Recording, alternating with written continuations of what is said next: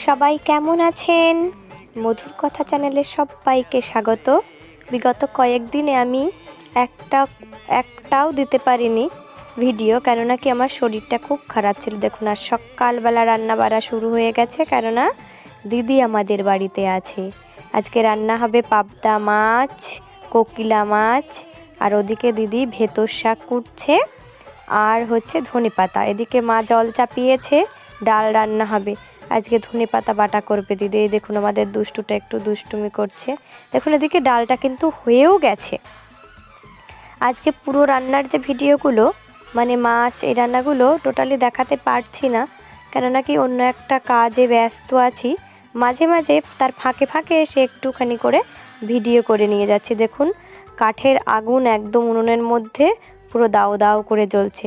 গ্রামে থাকার কিন্তু এই একটা মজা, জানেন তো।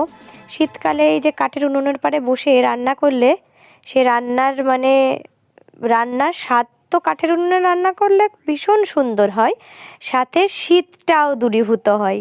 মানে দুটো কাজ একসঙ্গে হয়। দেখুন, কথা বলতে বলতে কিন্তু ভেতর শাক রান্না হয়েও গেল।